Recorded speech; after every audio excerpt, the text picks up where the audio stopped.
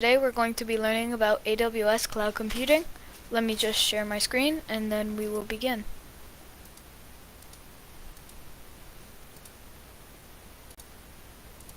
Alright, let's begin. Welcome to AWS Cloud Computing. First, let's discuss what cloud computing is. The definition of cloud computing is the on-demand delivery of compute power, database storage, applications, and other IT resources through a cloud services platform via the internet with pay-as-you-go pricing. AWS, or Amazon Web Services, started cloud computing back in 2006, where they sold IT infrastructure services to businesses as web services. This provided a simple way to access servers, storages, databases, and a broad set of application services all over the internet. A cloud services platform, such as AWS, owns and maintains the network-connected hardware required for these services, while you, the user, provision and use what you need. Cloud computing helps build and run applications, as well as being utilized for the deployment and management of applications. This service is available to hundreds of thousands of customers across 190 countries, providing powerful resources at low operational costs. Provisioning services is like a Goldilocks problem, where it's hard to get it just right. However, with AWS, you can elastically scale up or down based on your needs. Now let's discuss some benefits of the cloud. The ability to deliver and innovate new features to the market quicker is the first benefit of the cloud. This allows you to focus on adding differentiated value to your product, and it allows you to make new ideas feasible that were once out of reach. Experimentation will now become fast and low risk, and as stated before, web services can adjust to fit any workload. It can also help businesses serve their customers globally without the need for expensive time-consuming expansion. Using the cloud, you can deploy web services using tools and languages such as Chef, Visual Studio, PHP, Java, Python, etc. Lastly, it allows you to connect to personal infrastructure by a private dedicated connectivity.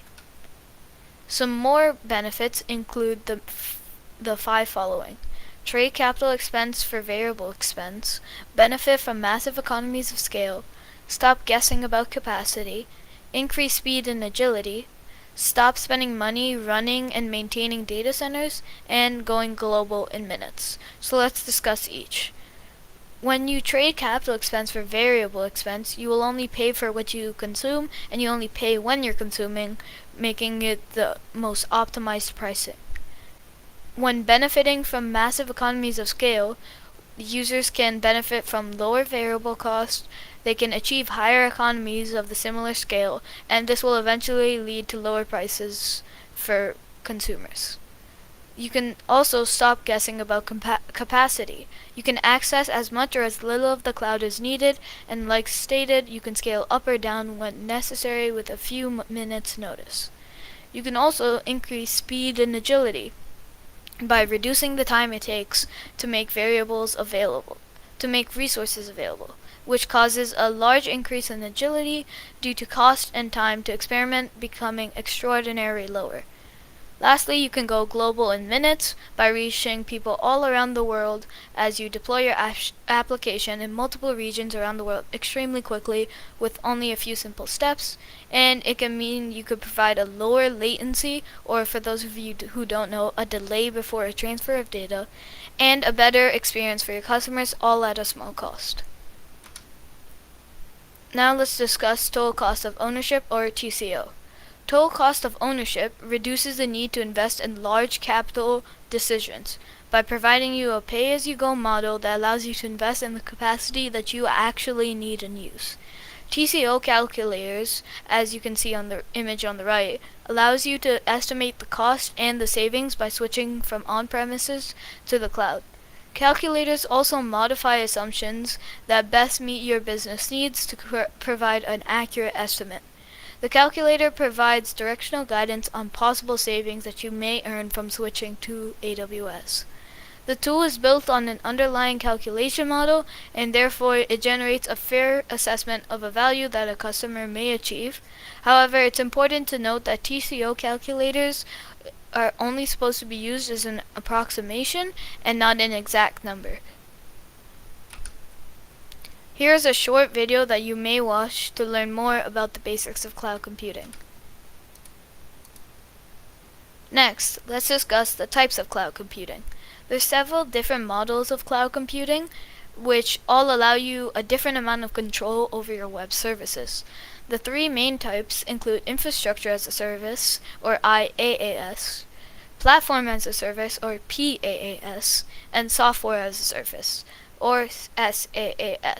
As you can see on the diagram on the right, there's on-site where you manage everything, IaaS where you manage half the things, PaaS where you manage two things, and SaaS where you manage nothing and the service provider manages everything. Let's go into a little bit of detail. Infrastructure as a Service contains the basic building blocks for cloud IT. This typically provides access to networking features, computers, virtual or dedicated, and data storage space. This will allow the user to have the highest level of flexibility in management, as it is the most similar to existing IT resources, and it allows for instant computing infrastructure. Next, Platform as a Service. This removes the need for organizations to manage the underlying infrastructure, meaning the hardware or operating systems, which allows the users to instead focus on the deployment and management of the applications. This helps business owners be more efficient, as they do not have to worry about the hardware or operating systems, which the service provider will take care of. This also disregards human concern over resource procurement, capacity planning, software maintenance, patching, etc. Instead, you focus on your applications. Platform as a Service is a combination of both hardware and software components, where you manage your applications and the service provider manages hardware and operating systems. Lastly, Software as a Service will provide customers with a completed product that is run and managed by the service provider. SaaS or SaaS is usually referred to as end user applications. No user concern will be taken over the service maintenance or how infrastructure is managed. It's just an application for users to use, and one only needs to know how they will use the software rather than how they will manage it. For example, a web-based email such as Gmail to send and receive email without having to manage feature additions is an example of Software as a Service, as the user only cares about how they will use the software. Here is a short video discussing IaaS, Infrastructure as a Service, PaaS, Platform as a Service, and SaaS, Software as a Service. Next, let's discuss how to deploy cloud infrastructure easily and simply. There are four main ways to do this. The first is using highly trusted global infrastructure, which is designed for high security and availability needs of those large enterprises. It offers capabilities that restrict unauthorized access or usage without sacrificing any flexibility, and has backups for all features. Next, you may provide broad compatibility with all popular workloads, and you can easily spin up virtual servers, hard drives, databases, networks, and many more. Last, you can also easily set up virtual servers using Linux or Windows. Next, you can use fast and secure private networking.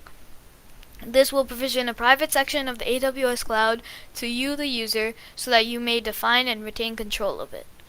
This is simply done with IP networking, and then the cloud environment becomes an extension of your already on-premise environment by using a standard pipe that encrypts data when it moves from your environment over to the cloud.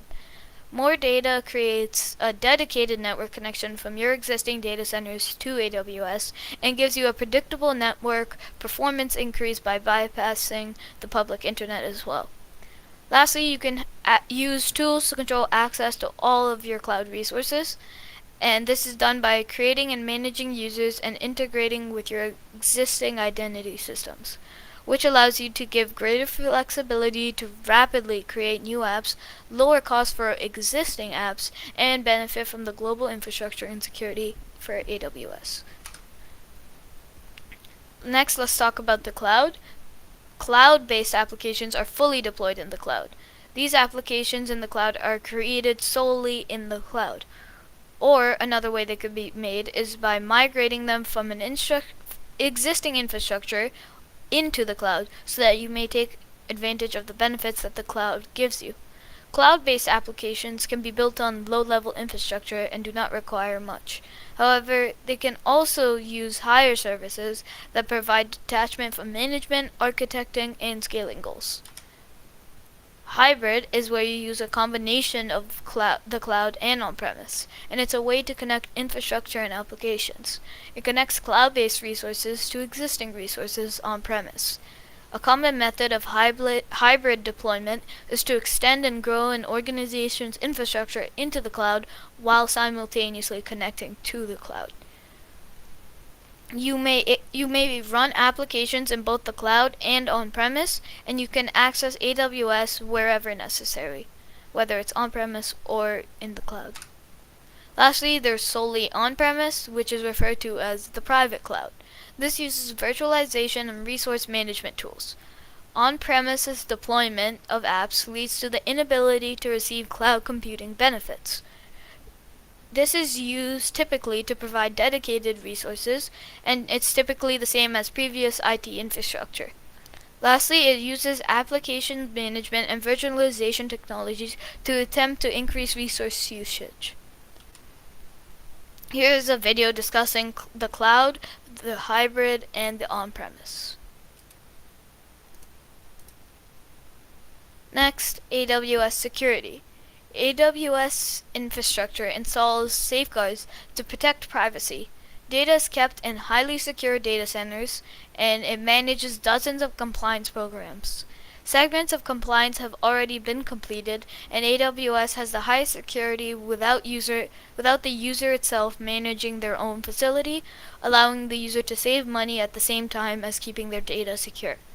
You can also, similarly to the use of applications and the cloud, you can scale your security with AWS cloud usage to maintain the amount of security you would like, and despite this, you will maintain any security you would like regardless of the size of your cloud. Here's a video discussing AWS security.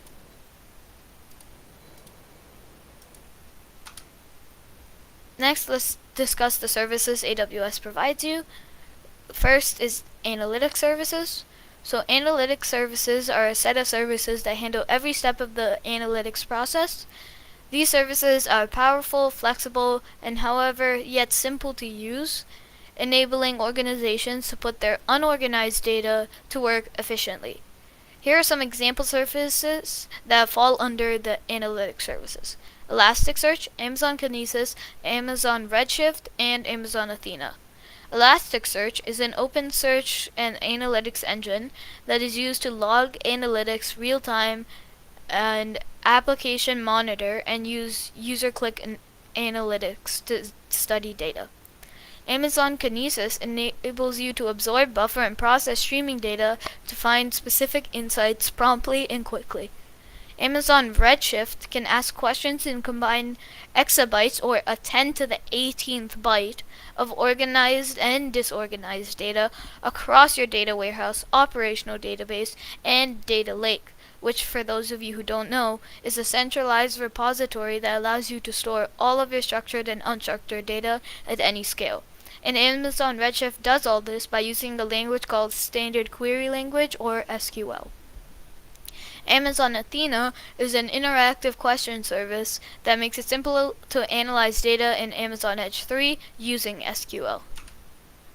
Next, we have AWS Compute Services. AWS offers multiple services that can deploy, run, and scale applications as virtual servers, containers, or code. Examples include Amazon EC2, which obtains servers quickly and inexpensively, Amazon Lightsail, which creates a virtual private server, VPS, on AWS, and Amazon Elastic Container Service, ECS, which runs in Docker containers, and these Docker containers contain software that are in standardized units known as containers, and the containers package everything the software needs to run, including libraries, system tools, code, and runtime. Next, AWS Database Services. Necessary databases will be provided for applications such as managed relational, non-relational, data warehouse, in-memory data store, and graph databases.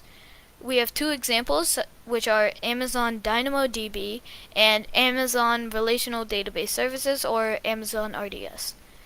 Amazon Dynamodb is a fast and flexible database which is used for any workload, where once again you will pay only for what you utilize, and it's a key value database, which means that it delivers nearly instantaneous single-digit performance at any scale.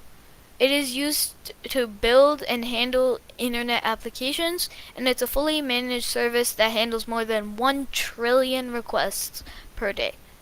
Amazon Relational Database Service, or RDS, is a service with 6 well-known database engines, and it can be set up, operated, and scaled in a few short steps. Here's a video discussing understanding Amazon Relational Databases. Lastly, we will discuss some more services. AWS Developer Tools is one of them, and this contains code and automatically creates, evaluates, and deploys applications. This is a set of services that quickly and carefully deliver software. Services store and hold control of your application source code, and it is used for constant integration, continuous delivery, infrastructure as code, and monitoring. AWS Code Pipeline, AWS Cloud Development Kit, and AWS Code Deploy are some examples.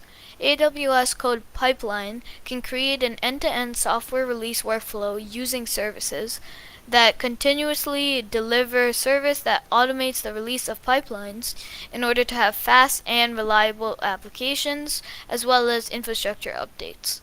It also effectively and efficiently delivers features and updates. AWS Cloud Development Kit is an open software development structure that defines your cloud application resources using known programming languages. It supplies cloud applications and can be a challenging process that requires you to perform manual actions, write custom scripts, maintain templates, or learn domain-specific languages. But AWS CDK utilizes familiarity and expressive power of programming languages to model your applications. Lastly, AWS Code Deploy is the tool that installs applications and updates your servers. This lowers workload on developers and quickens the release of new products and features. Code Deploy makes it simple for users to rapidly release new features, helps dodge downtime during application deployment, and deal with the complexity of updating applications. Positives of this include automated deployments, minimized downtime, centralized control, and the fact that it's easy to adopt. Next, we have AWS Management Tools, which allow you to provision, monitor, and set forth your cloud environment, and you can maintain a stable control of these without restricting your development speed. AWS CloudWatch is a service that is built for developers, system operators, site reliability engineers, or SRE, and IT managers. CloudWatch provides the user with information and insights to monitor applications, understand and respond to system-wide performance changes, optimize resource utilization, and get an allied view of operational health. This gathers monitoring and operational data in the form of logs, metrics, and events, providing you with a linked view of AWS's resources, applications, and services that run on AWS, as well as your on-premise service. AWS Cloud Formation provides a common language to supply important assets in the cloud, and provisions can be automated to be sent over and over again using a simple text file. AWS Systems Manager allows full control of the structure of AWS by automating tasks needed for smooth operations, which helps guarantee security and compliance and detects problems quickly. Next, we have AWS Networking and Content Delivery Services, which allows you to isolate your cloud infrastructure scale, requesting, handling capacity, and connecting to physical networking to private virtual networking. The networking products would work together to meet certain requirements, such as elastic load balancing, which coordinates with Amazon Virtual Private Cloud or VPC to give networking and security features. This distributes application traffic among different services, handling traffic in one or multiple availability zones or data centers, improving scalability or the adjustability of your applications. Next, we have AWS Storage Services, which is a reliable, secure, and adjustable location for all of your data. AWS offers a wide variety of cloud storage services to support both application and archival compliance requirements. Archival requirements are the dates when things can be archived or stored away and hard to get back. One can choose from different options to build the base of your cloud storage management solution. In AWS, the different types of storage services include object storage, file storage, block storage, backup, data transfer, and edge computing and storage. Here is a short video on the introduction to Aws Web Services. This video is 38 minutes and it's from AWS that will help you learn all about the services we just discussed. With that being said, that is all we have for today.